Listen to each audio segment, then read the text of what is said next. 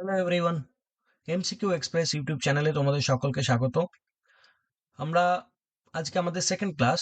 তোমরা জানো আমরা ডাব্লিউপিএসআই এবং কনস্টেবলের জিকের কোয়েশ্চেন কিন্তু আমরা এখানে প্র্যাকটিস করছি, যেগুলো হচ্ছে ওয়ান লাইনার ফরম্যাটে। আর এই কোয়েশ্চেনগুলোর সঙ্গে এক্সট্রা ইনফরমেশন কিন্তু যেগুলো থাকছে সেগুলো তোমরা কিন্তু নোট করে নেবে, অথবা পিডিএফটা কিন্তু তোমরা ফ্রিতে পেয়ে যাবে আমাদের টেলিগ্রাম চ্যানেলে। তো যারা এখনো পর্যন্ত চ্যানেলটিকে সাবস্ক্রাইব করনি, সাবস্ক্রাইব করে নিও। চলো ক্লাসটা শুরু করি। প্রথম কোশ্চেন হচ্ছে, কোন ভারতীয় মহিলা প্রথম এভারেস্ট জয় করেন? প্রথম ভারতীয় মহিলা যিনি এভারেস্ট জয় করেন, কোশ্চেনটা কিন্তু বহুবার পরীক্ষায় এসছে। সঠিক উত্তর হবে বাচেন্দ্রী পাল। ইনি প্রথম ভারতীয় মহিলা যিনি মাউন্ট এভারেস্টে উঠেছিলেন। আর এই মাউন্ট এভারেস্ট থেকে দুটো কোশ্চেন কমন কোশ্চেন, সেটা হচ্ছে মাউন্ট এভারেস্টের হাইট কত, সেটা হচ্ছে 8848 মিটার। ঠিক আছে, আর যদি জিজ্ঞেস করে এটা কোন রাজ্যে আছে, কোথায় আছে, এটা হচ্ছে কোন দেশে, তাহলে হচ্ছে নেপালে। কোন দেশে আছে, এটা হচ্ছে নেপালে আছে। আর মাউন্ট এভারেস্ট বা যে কোনো পাহাড়ে উঠতে গেলে পাহাড়ে ওঠার আগে একটা ট্রেনিং নিতে হয়। এই ট্রেনিং এর জন্য একটা একটা কোয়েশ্চেন, যেটা এই রিলেটেড একটা কোয়েশ্চেন আছে যে হিমালয়ান মাউন্টেনিয়ারিং ইনস্টিটিউট, ইনস্টিটিউটটার নাম হচ্ছে হিমালয়ান মাউন্টেনিয়ারিং ইনস্টিটিউট, এটা কোথায় অবস্থিত? কোয়েশ্চেনটা কিন্তু অনেকবার কিন্তু পরীক্ষায় এসছে। আমি নোট লিখে দিচ্ছি।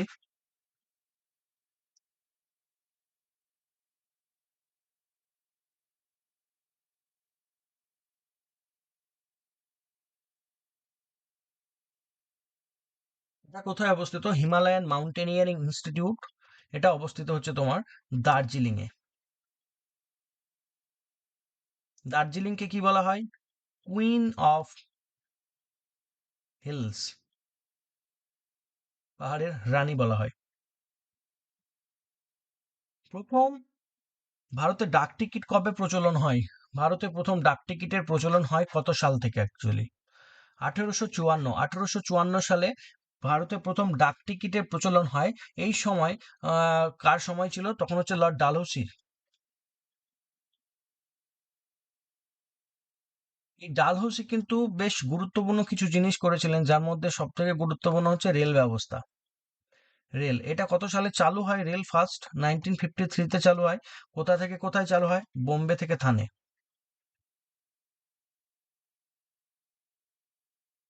তারপরে ইনি টেলিগ্রাফ ব্যবস্থাও চালু করেছিলেন।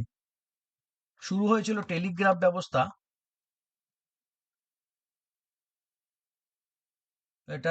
প্রথম শুরু হয়েছিল হচ্ছে 1952 সালে, এবং এটা টোটালি কাজ শুরু করে হচ্ছে 1954 থেকে, 1954 সাল থেকে। আর একটা জিনিস ইনি গুরুত্বপূর্ণ জিনিস যেটা করেছিলেন, সেখানে কোশ্চেনে কিন্তু একটু হেরাফেরি, মানে কোশ্চেন একটু ঘুরিয়ে আসতে পারে, যে আহ, বিধবা বিবাহ আইনের ড্রাফটে সই কে করেছিলেন? ড্রাফট কার হাতে বানানো? তাহলে বিধবা বিবাহ আইন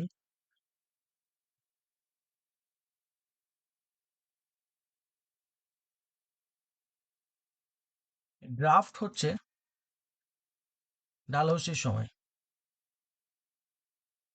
ঠিক আছে, আর সই করেছিলেন ক্যানিং। যখন পাস হয়েছিল তখন কে ছিলেন? তখন ছিলেন ক্যানিং। কত সালে অসহযোগ আন্দোলন শুরু হয়? অসহযোগ আন্দোলন শুরু হয় 1920 সালে। 1920 সালে অসহযোগ আন্দোলন শুরু হয়। ভারতবর্ষের যে সেই প্রেক্ষাপট ছিল সেই সময়কার সিচুয়েশনের উপর ডিপেন্ড করে মহাত্মা গান্ধী ইনি অসহযোগ আন্দোলনের ডাক দেন। আর তার সঙ্গেই তিনি একটা মুভমেন্টকে এর সঙ্গে মার্চ করান, সেটা হচ্ছে খিলাফত আন্দোলন। এই খিলাফত মুভমেন্ট এই খিলাফত মুভমেন্টকে তিনি মার্চ করেছিলেন হচ্ছে এই অসহযোগ আন্দোলনের সঙ্গে। এই মুসলিম দুজন লিডার, যদি কোয়েশ্চেন কিন্তু পরীক্ষায় আসে যে দুজন মুসলিম লিডার খিলাফত মুভমেন্ট বা অসহযোগ আন্দোলনের দুজন মুসলিম লিডার, তখন অ্যান্সার হবে মৌলভী লিয়াকাত আলী, আর একজন ছিলেন শওকাত আলী। এনারা ছিলেন মুসলিম লিডার, মানে ফ্রন্ট লাইনে ছিলেন, প্রথম সারির মুসলিম লিডার।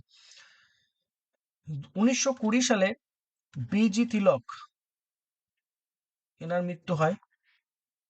বিজি তিলক ডাইড। ভারতের প্রথম প্রকাশিত সংবাদপত্র কোনটি? ভারতের প্রথম প্রকাশিত সংবাদপত্র হচ্ছে বেঙ্গল গ্যাজেট। বেঙ্গল গ্যাজেট হচ্ছে ভারতে প্রকাশিত প্রথম সংবাদপত্র, যার রাইটার মানে যার উম, আম, সম্পাদক ছিলেন James Augustus Hicky. James Hicky. James Hicky ছিলেন সম্পাদক হচ্ছে বেঙ্গল গ্যাজেটের। আর একটা যদি কোয়েশ্চেন আসে যে বলছে বাংলা প্রথম ফার্স্ট বেঙ্গলি নিউজ পেপার, তখন হবে সমাচার দর্পণ, যেটার অ্যাকচুয়ালি রাইটার ছিলেন কে, মানে এডিটর ছিলেন হচ্ছে মার্শম্যান। সালটা হচ্ছে 1818 থেকে চালু হয়, ঠিক আছে। নেক্সট বলছে, বিশ্ব ডায়াবেটিস দিবস কবে পালিত হয়? বিশ্ব ডায়াবেটিস দিবস পালিত হয় 14ই নভেম্বর পালিত হয় বিশ্ব ডায়াবেটিস দিবস। আর এটা কিসের অভাবে হয়? ডায়াবেটিস হয় ইনসুলিনের অভাবে ডায়াবেটিস দেখা যায়। আর এই ইম্পর্টেন্ট ডেজ থেকে কোয়েশ্চেন আসতে পারে। নার্স ডে এটা কবে হয়? 12ই মে। ডক্টরস ডে কবে হয়?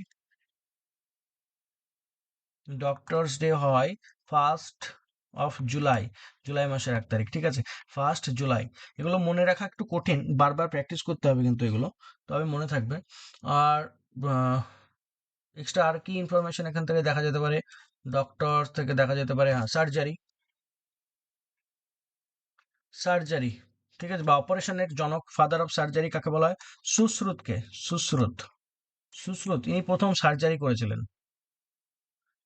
পঞ্চায়েত নির্বাচন কত বছর অন্তর হয়? পঞ্চায়েত নির্বাচন হয় 5 বছর অন্তর। আমরা সবাই জানি যে 5 বছর অন্তর পঞ্চায়েত নির্বাচন হয়। এটা কিন্তু সহজ কোশ্চেন, কিন্তু কোশ্চেন যেটা কঠিন হতে পারে সেটা হচ্ছে প্রথম আহ, স- কোথায় হয়, এবং তারপরে সেকেন্ড টাইম কোথায় পঞ্চায়েত নির্বাচন হয়। বলছে ফার্স্ট টাইম পঞ্চায়েত নির্বাচন কোথায় হয়? ফার্স্ট টাইম হয় রাজস্থানে।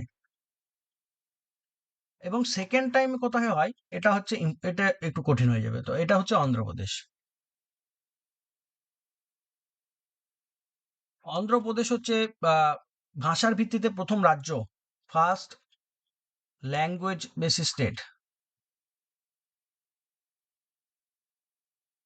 কত সালে প্রকাশ পায়? 1956। ভাষার ভিত্তিতে প্রথম রাজ্য হচ্ছে অন্ধ্রপ্রদেশ, ঠিক আছে। পঞ্চায়েত নির্বাচনের আর কি ইনফরমেশন জানা যায়? পঞ্চায়েত হচ্ছে কততম সংবিধান সংশোধনের মাধ্যমে পঞ্চায়েতকে অ্যাড করা হয়েছে? 73rd অ্যামেন্ডমেন্ট অ্যাক্ট এর মাধ্যমে। সালটা 1992 সাল। 1992 সাল, ঠিক আছে। 73rd amendment act. কোন কমিটির সুপারিশে বলবন্ত রায়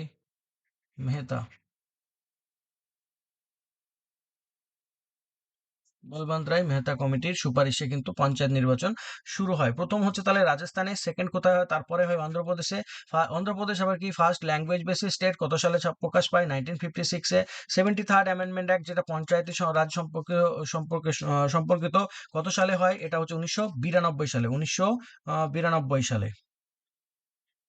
ব্রহ্মপুত্র নদ কোথায় সাংপো নামে পরিচিত? ব্রহ্মপুত্র নদ সাংপো নামে পরিচিত হচ্ছে তিব্বতে। তিব্বতের আহ কোথায় পরিচিত? তিব্বতে। তাহলে ব্রহ্মপুত্র নদ থেকে এক্সট্রা ইনফরমেশন যেটা পরীক্ষা আসতে পারে, যে ব্রহ্মপুত্র নদ কোন কোন রাজ্যের উপর দিয়ে গেছে? প্রথমত গেছে কোন কোন? অরুণাচল প্রদেশ হয়ে ঢুকেছে। অরুণাচল,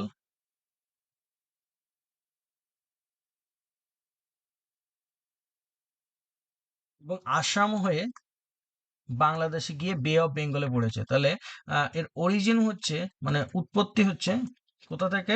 এর অরিজিন হচ্ছে তোমার কৈলাস থেকে। আর গিয়ে পড়ছে কোথায়? তারপরে পড়ছে বে অফ বেঙ্গল। বে অফ বেঙ্গলে গিয়ে পড়ছে।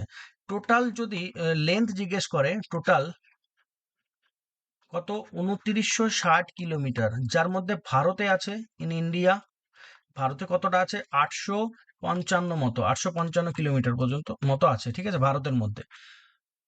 তিব্বত, এটা কোথায়? তিব্বতের দালাই লামা বর্তমানে কিন্তু ভারতে আশ্রিত, ঠিক আছে, বর্তমানে ভারতে আশ্রিত। ইনি কোথায় থাকেন? ধর্মশালাতে থাকেন, ঠিক আছে। বায়ুমণ্ডলে কার্বন ডাই অক্সাইডের পরিমাণ কত? বায়ুমণ্ডলে কার্বন ডাই অক্সাইডের পরিমাণ হচ্ছে 0.03%। 0.03%। তাহলে অন্যান্য কোন কোন গ্যাস থাকে, যেগুলো গ্যাস থাকে, যেগুলোর পরিমাণটা কত? তাহলে অক্সিজেন কতটা থাকে?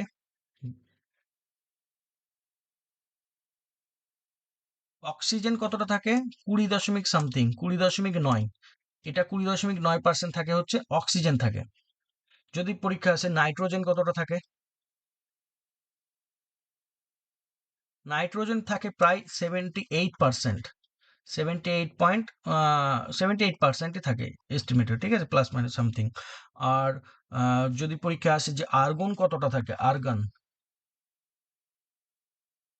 আর্গন থাকে 0.93%।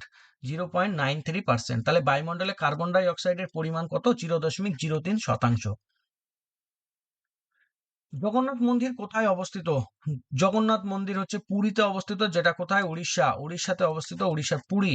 আর উড়িষ্যাতে আর একটা ফেমাস মন্দির আছে, যেটা হচ্ছে কোণার্কের সূর্য মন্দির, কোণার্কের সূর্য মন্দির, কোণার্ক,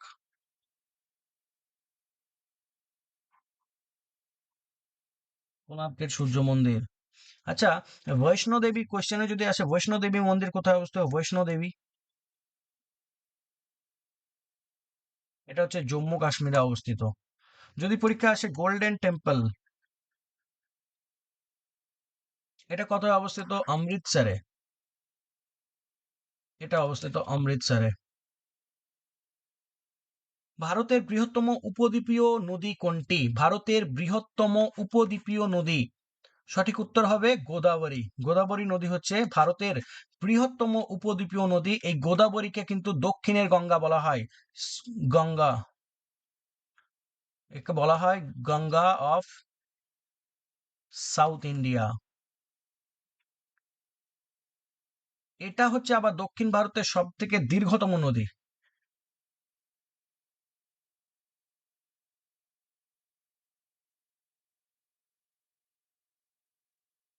আর একটা নামে ডাকা যায়, সেটা হচ্ছে দক্ষিণ গঙ্গোত্রী।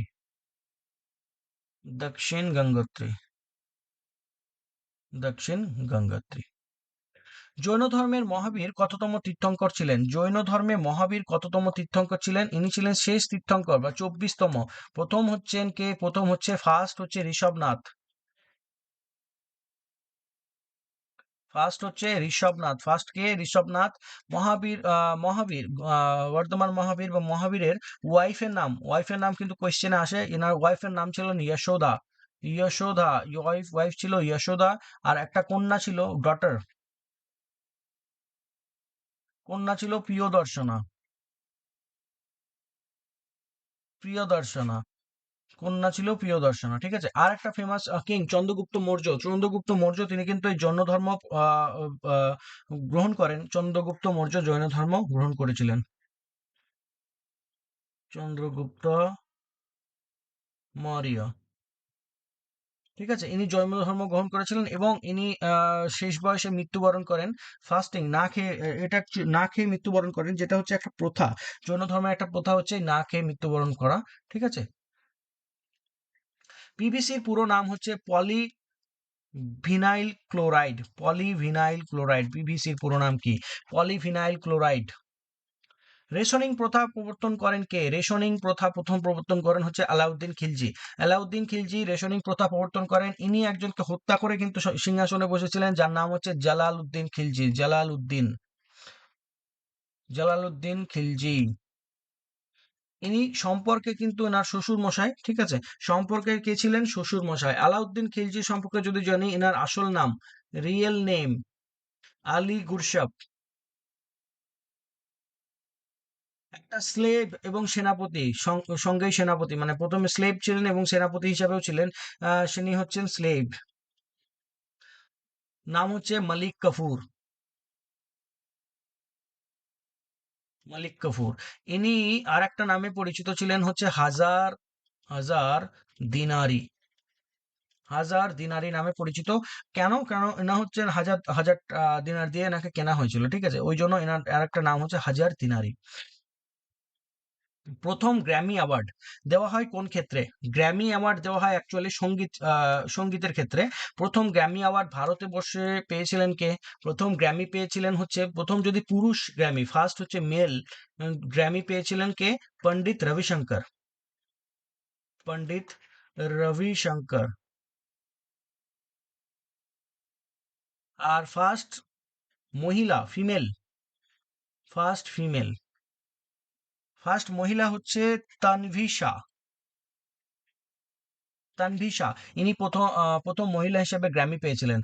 আর এ আর রহমান পেয়েছিলেন, আরো অনেকে পেয়েছিলেন, যার মধ্যে এ আর রহমান একটা কিন্তু কোয়েশ্চেন আসে, যেটা হচ্ছে 2010। এ আর রহমান, আহ 2010, এ আর রহমান 2010 কিসের জন্য পেয়েছিলেন? একটা ফেমাস গান আছে দেখবে, জয় হো, জয় হো, এটার জন্য ইনি পেয়েছিলেন।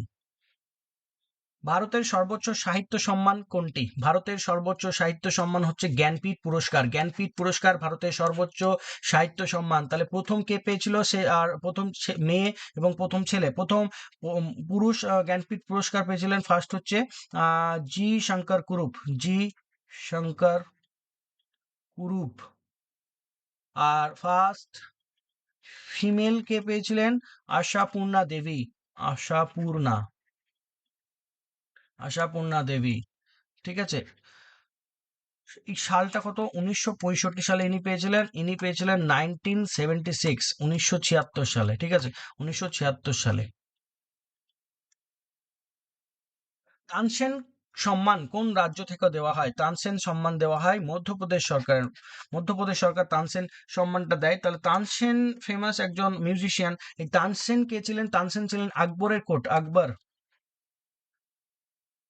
আকবরের নবরত্নের মধ্যে একজন রত্ন ছিলেন কে? এই তানসেন। আকবর থেকে কোয়েশ্চেন আসতে পারে, আকবরকে মানুষ করেছিলেন কে, বা আকবর কার ছত্রছায়ায় বড় হয়েছিল? বেয়রাম খান, বেয়রাম খান। ঠিক আছে। আর আকবরের টোটাল 9 নবরত্ন ছিল, নবরত্ন ছিল। ঠিক আছে। ফাইন্যান্স, আকবর থেকে একটা কোয়েশ্চেন আছে, ফাইন্যান্স মিনিস্টার কে ছিলেন? ফাইন্যান্স দেখতেন টোডারমাল। ইনি কি করেছিলেন? ইবাদত খানা।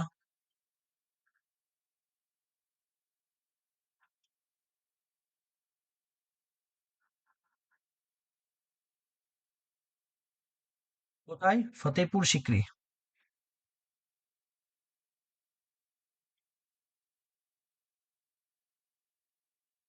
অলিম্পিক গেমস কত বছর পর পর অনুষ্ঠিত হয়? অলিম্পিক গেমস কত বছর পর পর অনুষ্ঠিত হয়? সঠিক উত্তর হবে 4 বছর পর পর অনুষ্ঠিত হয় অলিম্পিক গেমস। অলিম্পিক গেমস 4 বছর পর পর অনুষ্ঠিত হয়। আর অলিম্পিক গেমস প্রথম মানে মডার্ন অলিম্পিক শুরু হয় কত? 1896 সালে। 1896 সাল থেকে মডার্ন অলিম্পিক শুরু হয়। পিতা, মডার্ন অলিম্পিকের পিতা কাকে বলা হয়? পিয়ের দি কুরিয়েন।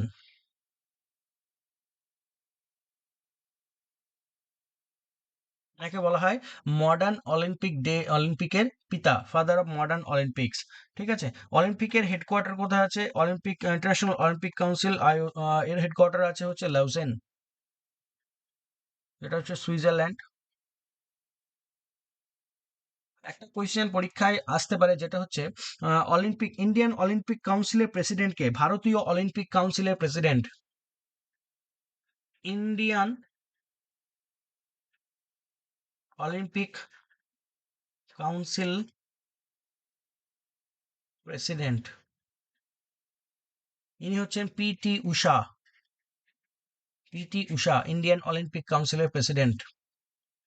রাগবি ফুটবল প্রতিটি দলে কতজন করে খেলোয়াড় থাকে? রাগবি ফুটবলে প্রতিটি দলে খেলোয়াড় থাকে হচ্ছে 15টি করে খেলোয়াড় থাকে রাগবিতে। ঠিক আছে, রাগবিতে থাকে 15টি। আর খো খোতে কটা থাকে? খো খোতে থাকে অ্যাকচুয়ালি 15টা থাকে, কিন্তু খেলে কজন? খেলে হচ্ছে 9 জন। ঠিক আছে, রিজার্ভ থাকে 3 জন। রিজার্ভ থাকে 3 জন, টোটাল হচ্ছে 15 জনের তার মধ্যে খেলে হচ্ছে 9 জন। আর একটা যদি জিজ্ঞেস করে যে কবাডিতে কজন থাকে? কাবাডি, এটাই থাকে 7 জন, এক্সট্রা প্লেয়ার বাদ দিয়ে। শুধুমাত্র মাঠে খেলা হচ্ছে 7 জন। বেস বলে কজন থাকে? বেস বলে থাকে 9 জন। বেস বলে যে গ্রাউন্ড, এটাকে কি বলা হয়?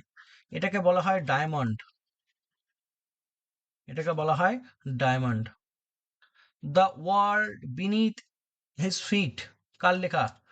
এটা হচ্ছে পুল্লেলা গোপীচাঁদ। পুল্লেলা গোপীচাঁদের লেখা the world beneath his feet. এটা হচ্ছে পুল্লেলা গোপীচাঁদের লেখা। ইনি কিসের সম্পর্কিত ছিল? কোন খেলার সঙ্গে সম্পর্কিত? ব্যাডমিন্টন। ব্যাডমিন্টনের সঙ্গে সম্পর্ক ছিল, ঠিক আছে। এর থেকে আর কিছু অটোবায়োগ্রাফি যেগুলো পরীক্ষায় ইম্পর্টেন্ট, সেগুলো হচ্ছে playing it my way. Playing with my way, Sachin Tendulkar.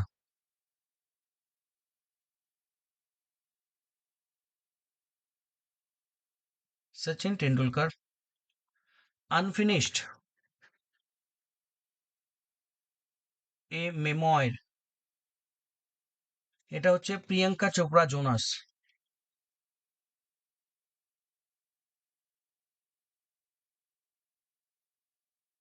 Priyanka Chopra Jonas. আর একটা আছে নো স্পিন। নো স্পিন, এটা কার? এটা অটোবায়োগ্রাফি হচ্ছে শেন ওয়ান। Shane one. তারপরে আসতে পারে the test of my life.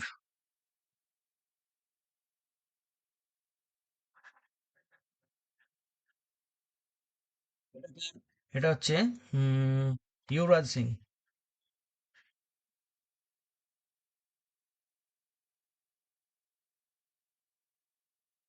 কফিতে কোন উপাদান থাকে? কফিতে কোন উপাদান থাকে? কফিতে থাকে কি? ক্যাফেইন। ক্যাফেইন থাকে হচ্ছে কফিতে।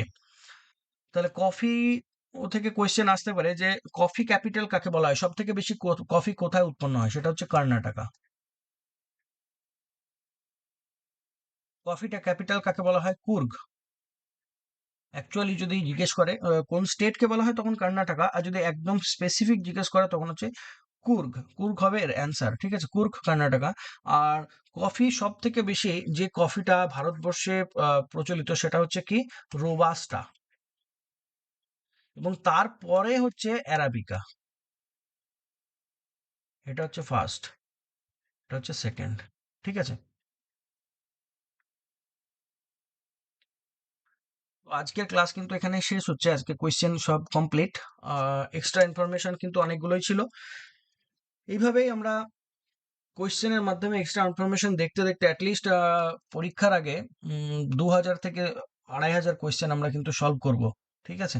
তো যাদের ক্লাসটি ভালো লাগলো তোমরা কিন্তু লাইক, শেয়ার অ্যান্ড সাবস্ক্রাইব করে দেবে। থ্যাংক ইউ, দেখা হচ্ছে পরের ক্লাসে। ভালো থেকো।